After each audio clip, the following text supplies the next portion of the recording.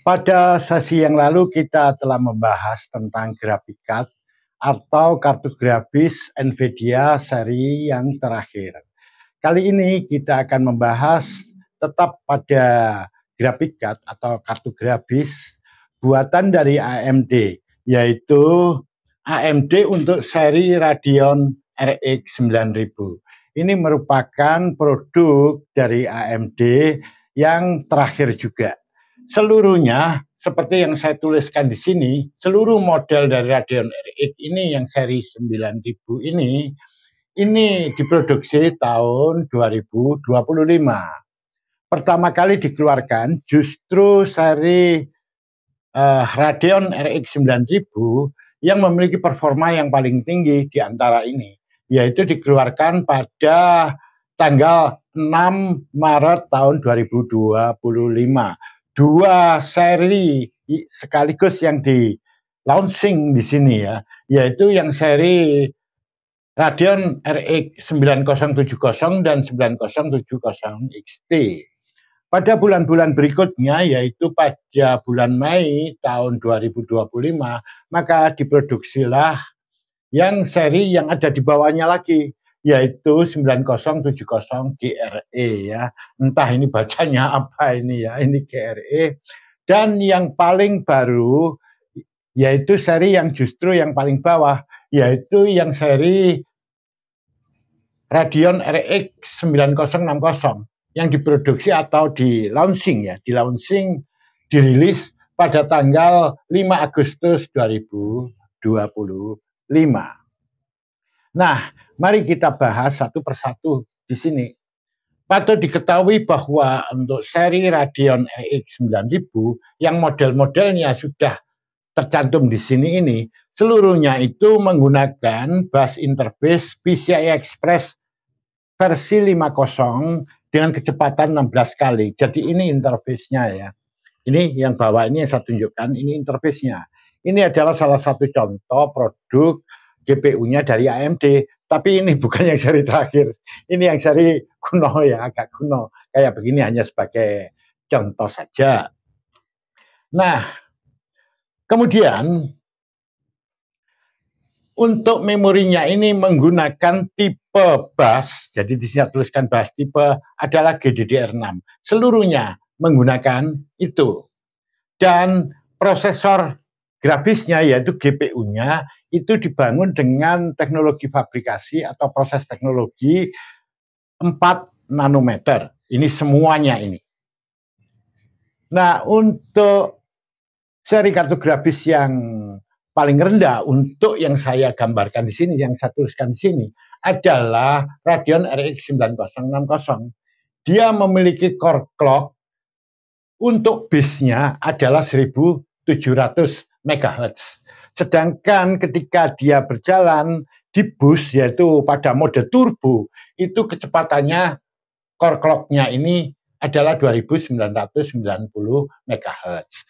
Jadi yang atas ini adalah base core clock-nya, sedangkan yang berada di bawahnya ini adalah ketika dia berjalan atau beroperasi pada mode turbo. Core clock ini adalah frekuensi daripada GPU itu sendiri. Nah, ini tertulis semacam ini.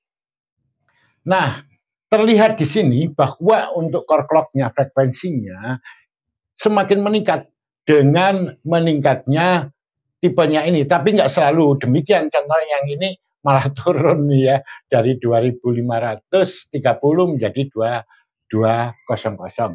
Namun dalam kaitan ini performa tetap ya dia pada spesifikasi yang lain dia lebih tinggi ya, performanya mungkin lebih bagus. Nah, begitu seterusnya sehingga pada seri yang paling performanya paling tinggi dalam daftar ini adalah 9070 XT. Dia memiliki core clock-nya adalah 2400, pada saat turbo dia berjalan pada 2970 MHz. Nah, di sini data mengenai L2 CAS-nya ini saya singkat L2C ya, ini L2 CAS dalam satuan megabyte. Untuk yang paling rendah ini tipenya ini adalah 32 MB.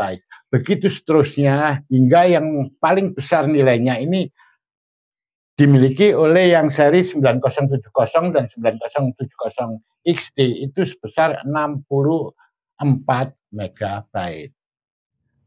Sedangkan memorinya memiliki spesifikasi seperti yang tertulis di sini. Besarnya memori, jadi di sini memori yang kita maksud adalah VRAM-nya. VRAM-nya itu dia memiliki ukuran size-nya itu adalah 8, kapasitasnya 8 GB untuk yang seri yang paling rendah. Sedangkan untuk seri yang 9060 XT ini ada dua macam. Jadi di sini ada yang besarnya atau kapasitas dari memorinya, VRAM-nya, ada yang 8 GB, ada yang 16 GB. Tentu nanti yang 16 GB ini lebih bagus ya performanya. Nah, kemudian yang 9070 GRE ini besarnya adalah 12 GB untuk kapasitas RAM-nya. Dan yang terakhir yang 9070 dan 9070 XT ini adalah 16 GB. Dan di sini adalah bus width-nya atau lebar busnya. Dalam satuan bit ini lebar busnya ya. Yang terendah yang 9060 ini adalah 128. Seperti itu. Selanjutnya Anda bisa lihat sendiri, dan yang paling tinggi di sini yaitu seri yang paling performanya paling tinggi yaitu 9070 dan 9070 XT. Itu lebar busnya 256 bit. Otomatis nanti di sini bandwidth-nya pasti lebih tinggi daripada yang atas ini untuk bandwidth-nya. Nah, di sini ada TBP. TBP itu kependekan dari Typical Board Power. Ini berbeda dengan TDP. AMD di sini ini membedakan ya antara TDP dan TBP dalam kasus ini. Kalau TDP ikut Thermal Design Power, biasanya menyatakan banyaknya konsumsi daya listrik untuk GPU-nya, saja. Tapi kalau yang TBP ini bukan hanya GPU-nya, tapi dia merupakan kebutuhan daya listrik untuk seluruh kartu grafis ini. Jadi sudah mencakup GPU-nya, daya yang dibutuhkan oleh GPU, kemudian VRM-nya, yaitu Voltage Regulator Module, jadi modul pengatur tegangan di situ, juga termasuk memorinya, dan termasuk kipasnya juga. Jadi intinya di sini adalah kebutuhan daya listrik yang dibutuhkan untuk satu buah kartu grafis ini. Ini dikenal dengan nama TBP ini. Ya, satuannya Word di sini. Nah, TBP sendiri kependekan dari Typical Board Power ya. Jadi daya papan tipikal. Jadi ini yang dimaksudkan TBP tadi. Ini nilainya berbeda-beda. Terlihat di sini yang paling rendah tipenya yaitu Radeon RX 9060 hanyalah 132 watt. Dan yang tertinggi adalah dimiliki yang 9070 XT, yaitu membutuhkan daya listrik sebesar 304 watt. Tentu dari data ini Anda sudah mengerti lah di sini bagaimana posisinya, mana yang lebih baik dan mana yang lebih rendah. Namun ini tidak selalu seperti itu ya, dalam pengujiannya bisa jadi nanti berbeda. Bisa jadi seperti itu. Silakan aja Anda untuk menguji sendiri tentang ini. Patut dicatat di sini bahwa daftar spesifikasi ini yang saya tampilkan hanyalah sebagian saja untuk mempermudah mencernanya di sini. Saya ambilkan spesifikasi yang sudah umum dikenal masyarakat. Misalnya frekuensi GPU-nya core clock, masyarakat tentu sudah paham di sini ya. Kemudian L2 CAS, level 2 CAS-nya ini juga sudah banyak masyarakat yang mengenalnya. Kemudian kapasitas memori atau NVRAM-nya, VRAM-nya ya, juga termasuk lebar busnya, bus width-nya, tentu semuanya juga mengerti semacam ini. Nah, ini sekilas gambaran dari produk kartu grafis AMD ya, GPU dari AMD. Semoga ini bermanfaat bagi Anda. Kita ketemu lagi pada seri berikutnya.